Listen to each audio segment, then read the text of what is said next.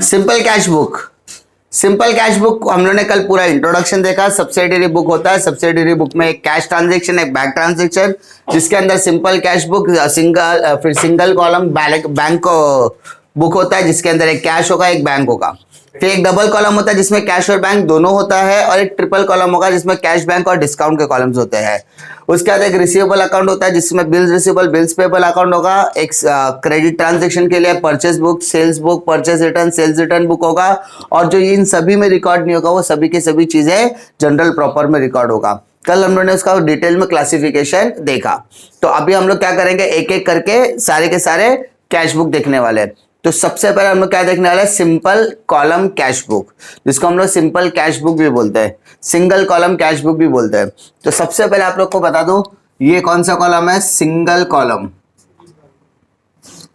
अभी तुम लोग बोले सर नाम तो सिंगल कॉलम कैश बुक है, बट मुझे यहां पर सिंगल कॉलम तो दिख नहीं रहा है ना। इस सिंगल कॉलम कैश बुक को हम simple column, simple cash book भी बोलते हैं। तो ये सिंपल कैश बुक दिखने में तो नहीं दिख रहा सर, इसके अंदर 10 कॉलम है, तो कैसे ये सिंपल हुआ? सबसे पहला क्वेश्चन यही है ना।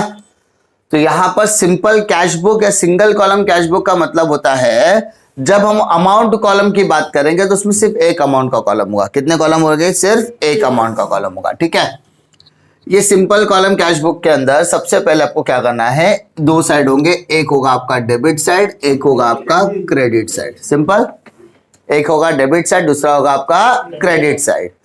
डेबिट साइड को हम कहते हैं रिसिप्ट। क्या बोलते बेटा? रिसिप्ट। बेटा रिसिप्ट का मतलब होता है जो पैसा मुझे आएगा, जो पैसा मुझे आएगा। अगर आपको पैसा आ रहा है तो आप कहां लिखोगे? Debit side. कहां लिखोगे? Debit side. बिजनेस में पैसा कहां कहां से आता है? कैपिटल से आता है। बिजनेस में आपको डिविडेंड मिला, आपको इंटरेस्ट मिला, आपने माल बेचा, माल बेचा तो पैसा आएगा कि जाएगा? आएगा। आपने माल बेचा, आपको कैश मिला, कैश लिखो। बैंक मिला, बैंक मिला लिखो। ठीक है, कोई पार्टी ने माल लेकर गया तो उसने अब ला के पैसा दे तो भी। यानी इन शॉर्ट अगर कहा जाए तो अगर आपके बिजनेस में पैसा आ रहा है तो आप कहां लिखोगे उसको? Debit side. कहां लिखोगे? Debit side. तो कोई तकलीफ? कैश बुक के अंदर डेबिट साइड में क्या रिकॉर्ड किया जाएगा? सिर्फ और सिर्फ रिसिप्ट। रिसिप्ट मतलब पैसा आ रहा है या जा रहा है। तो पैसा आ रहा है तो कहां लिखोगे? रिसिप्ट में। और अगर आपका पैसा जा रहा है तो उसको लिखोगे आप पेमेंट साइड में। कोई तकलीफ? तो कैश बुक में कितने साइड हो गए? दो साइड हो गए। पहला डेबिट साइड में कौन सा साइड है? रिसिप्ट। पे और क्रेडिट साइड में क्या है? पेमेंट। रिसिप्ट मतलब पैसा आया, पेमेंट मतलब पैसा गया। डेबिट में रिसिप्ट, क्रेडिट में पेमेंट। डेबिट में रिसिप्ट, क्रेडिट में पेमेंट। रिसिप्ट मतलब पैसा आ रहा है, पेमेंट मतलब पैसा जा रहा है। कैश आ रहा है, कैश जा रहा है। आ रहा है तो डेबिट साइड, जा रहा है तो क्रेडिट साइड। आ रहा है तो डेबिट साइड, जा रहा है तो क्रेडिट साइड। मैंने किसी को माल बेचा लेकिन उसने मुझे पैसा नहीं दिया, मतलब वो ट्रांजैक्शन कैश में या क्रेडिट में?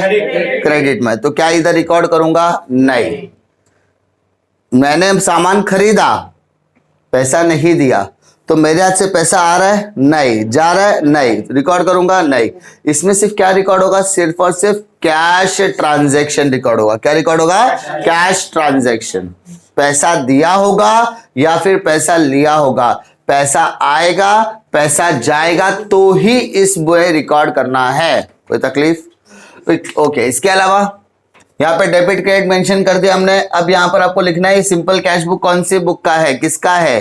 तो हम लोग सिंपल कॉलम कैश बुक है, कौन से ईयर का है, कौन से मंथ का, ये भी आपको वहां पर मेंशन करना पड़ता है। ठीक है, तो यहाँ पर हम लोग सिंपल फिलहाल फॉर्मेट की बात कर रहे हैं।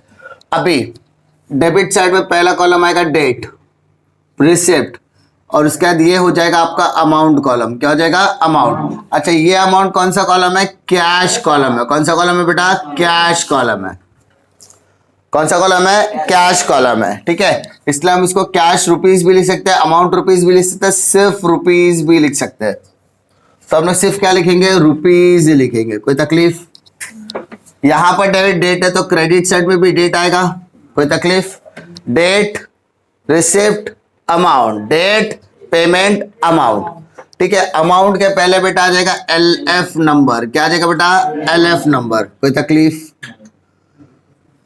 पैसा आ रहा है मतलब रिसिप्ट, पैसा आ रहा है मतलब रिसिप्ट, रिसिप्ट बोला तो receipt number, N number, R number मतलब रिसिप्ट नंबर।